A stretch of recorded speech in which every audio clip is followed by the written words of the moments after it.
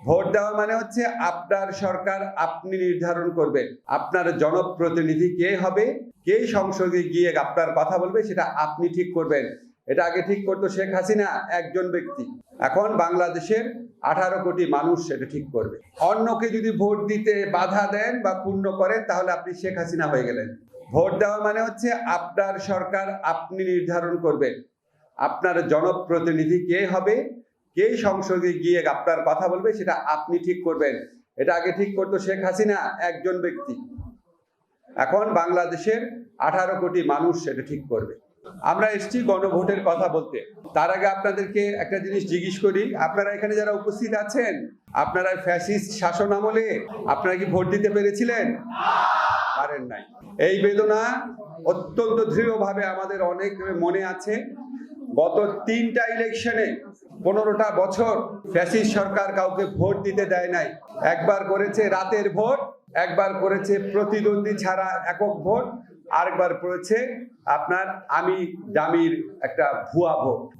বাংলাদেশের মানুষকে 15 বছর যাবৎ ভোটাধিকার থেকে বঞ্চিত রেখে নিজেরা নিজেদেরকে ইলেক্টেড ঘোষণা করে বাংলাদেশের মানুষের উপর নির্মম নির্যাতন চালিয়ে দেশকে অন্য দেশের কাছে বিক্রি করে দিয়ে তারা অবৈধভাবে ক্ষমতা ভোগ করেছিল।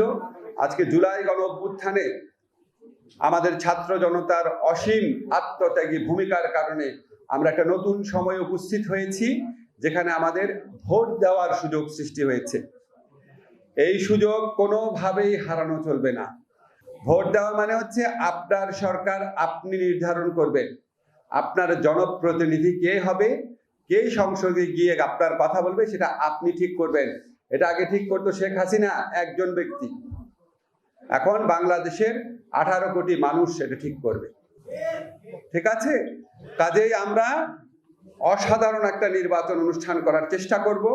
আমরা জাতীয় সংসদ নির্বাচনে যেই প্রার্থীকে আমাদের মনে চায়, যাকে ইচ্ছা আমরা ভোট দিব, কিন্তু আমরা ভোট দেওয়ার সময় খেয়াল রাখবো অন্যকে আমরা ডিস্টার্ব করব না, অন্যের ভোট দেওয়ার অধিকারকে কোনোভাবেই ক্ষুণ্ণ করব না।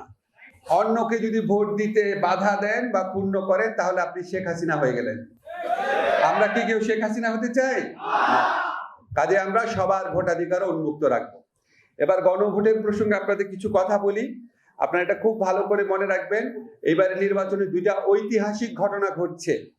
একটা হচ্ছে প্রথমবারের মতো প্রবাসী ভাইরা ভোট দিতে পারছে, সেকেন্ড হচ্ছে প্রথমবারের মতো জাতীয় নির্বাচন এবং গণভোট একসাথে অনুষ্ঠিত হচ্ছে। গণভোটটা কি এবং কেন? দেখেন, আমরা যখন দায়িত্ব গ্রহণ করেছিলাম জুলাই গণ অভ্যুত্থানের পর, আমরা বলেছিলাম আমাদের 3টা প্রধান কাজ। একটা হচ্ছে সংস্কার, একটা হচ্ছে বিচার, গণহত্যাকারীদের বিচার, আর একটা হচ্ছে নির্বাচন। এখন সংস্কার মানে কি? সংস্কার মানে হচ্ছে এমন একটা সিস্টেম দেশের মধ্যে ছিল যেই সিস্টেমের মাধ্যমে আয়নাঘর সৃষ্টি করা যেত, বিচার বহির্ভূত হত্যাকাণ্ড করা যেত, গুম করা যেত, মিথ্যা হয়রানিমূলক গায়েবী মামলা প্রদান করা যেত, দিনের পর দিন বিচার না করে জেলে আটকে রাখা যেত, জেলে রেখে মারা যেত। এবং আমাদের যে বড় বড় যারা নেত্রী আছে, আপনারা জানেন বেগম খালেদা জিয়াকে পর্যন্ত ভুল চিকিৎসা করে মৃত্যুর দিকে ঠেলে দেওয়া হয়েছিল। এই ধরনের ঘটনা বাংলাদেশে যেন না ঘটে, বাংলাদেশে যেন দুর্নীতি না হয়, বালিশের দাম যেন 12,000 টাকা না দেখায়, 10টা পদ্মা সেতু যেখানে করা যায় সেই টাকা দিয়ে যেন 2টা 3টা পদ্মা সেতু না বানায়, যাতে দেশের টাকা বিদেশে পাচার না হয়, যাতে বাংলাদেশ ব্যাংক লুট না হয়, যাতে ভারতের কাছে আমাদের নতজানু হয়ে থাকতে না হয়, এই সমস্ত জিনিস এনশিওর করার জন্য আমাদের দেশের আইন নীতি এবং প্রতিষ্ঠানে অনেক কিছু পরিবর্তন প্রয়োজন ছিল। যেসব পরিবর্তন আমাদের সরকারের পক্ষে সম্ভব আইন প্রণয়ন করে ইনশাআল্লাহ তার অনেক কিছু আমরা করেছি। আপনারা জানেন বিচার বিভাগ স্বাধীনতার লক্ষ্যে অনেক পদক্ষেপ নেওয়া হয়েছে, স্বাধীন হিউম্যান রাইটস কমিশন তৈরি করা হচ্ছে। আমাদের এখানে ফৌজদারি কার্যবিধি, দেওয়ানি কার্যবিধির অনেক সংস্কার হয়েছে, লিগাল এইডকে সম্প্রসারিত করা হচ্ছে। কিন্তু আরো বড় বড় সংস্কারের জন্য সংবিধানের পরিবর্তন প্রয়োজন। সংবিধান পরিবর্তন করার মতো ক্ষমতা অন্তর্বর্তীকালীন সরকারের নাই।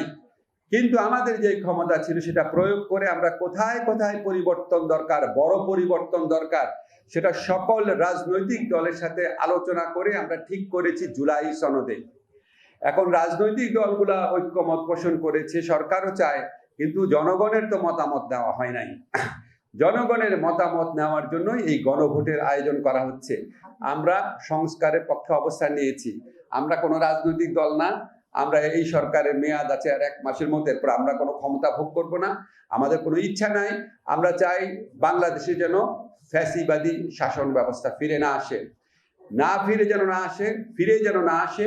এই জন্য আমরা ইতিমধ্যেই বেশ পদক্ষেপ নিয়েছি। ধরেন আমরা প্রায় 3 ভাগের 1 ভাগ পদক্ষেপ অন্তত নিয়েছি, কিন্তু আমরা চাই বাকি 3 ভাগের 2 ভাগও যেন নেওয়া হয়। সেই জন্য গণভোটে আপনাদের হা ভোট প্রয়োজন। যখন আপনারা জাতীয় সংসদ নির্বাচনে ভোট দিবেন, আপনার পছন্দ মতো প্রার্থীকে ভোট দিবেন, আর যখন গণভোটে ভোট দিবেন তখন দেশের পছন্দে ভোট দিবেন। দেশের পছন্দ হচ্ছে হা vote. Next level, well done, side by side, free.